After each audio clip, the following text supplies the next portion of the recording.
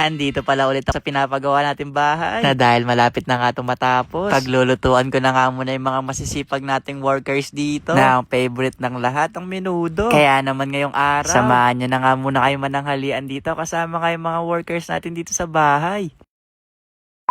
Maaga nga ako na malengke ngayon. Kasi dito nga tayo manananghalian sa pinapagawa nating bahay. Na totoo na pala talaga to mga guys, hindi na to prank. Na heto nga yung kasalukuyang update sa pinapagawa nating bahay. Malapit na talaga siyang matapos. Kuya Chawat, kailan kaya yun?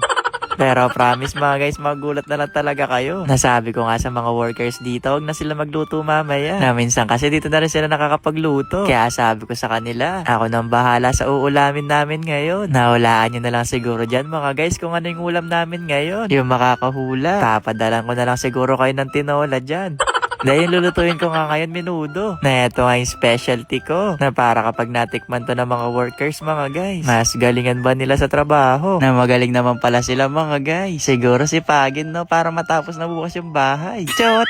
Eto na pala yung mga ingredients na gagamitin natin para makapagluto tayo ng menudo. Nahugasan ko nga lang iba dito para makapagsimula na nga tayo magluto. Na yung mga workers pala mga guys halos nasa second floor. Doon nga halos yung trabaho. Kaya nakapagluto rin tayo dito sa baba. Na grabe no mga guys. Na habang nanggigisa ako dito, napapaisip ako na parang kailan lang din kasi nasa bahay lang tayo nagluluto. Pero ngayon sa magiging dream house na natin. Ako na nag-sound effect para mas dama. Pero seryoso mga guys, medyo marami-rami din pala yung pinagdaanan ko bago nga natin mapatayo itong bahay. Wow, nagdrama si Chawat kahit di pa tapos yung bahay niya. Saka ka na siguro magdrama kapag tapos na yung bahay mo, Chawat.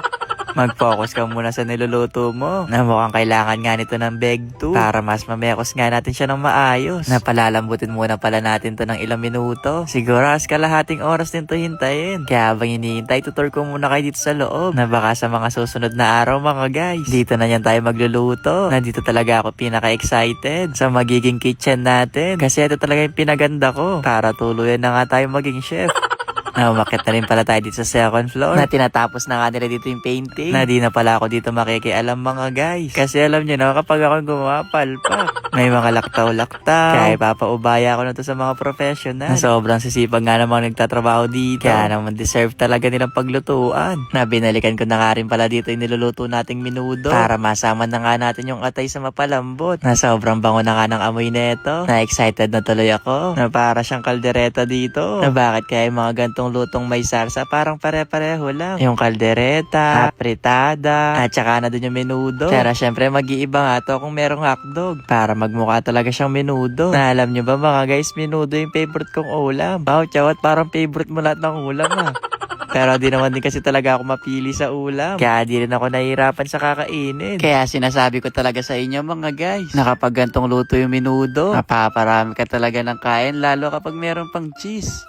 Na ito nga nilalagay ko sa menudo kapag ako nagluluto. Para ba mas cheesy siya mga guys. Kaya naman bago natin to ihain, iti-taste test ko muna kung pwede na ba yung lasa. Naayos na rin naman mga guys. Pero konting pagpapakulo pa para mas lumambot nga yung baboy. Na habang hinihintay nga namin dito, nag-set up na nga lang din kami ng table dito. Para dito na nga lang din kami kumain. Nasa dating nga namin dito mga guys, para li kami magsiswimming no. At eto na pala, luto na yung menudo. Kaya naman, tara! Kumain na muna tayo. Na bago nga kumain, selfie muna daw kami para may pang my day sila. Nasarapan naman sila sa niluto natin mga guys. Kaya naman nakisalon na nga ako para makakain na rin mga guys kasi kanya pa ako naggutom. Nakakuha ka na rin dito para makakain ka na rin dyan. Kaya naman siguro mga guys hanggang dito na lang Basta ayun lang. Bye-bye!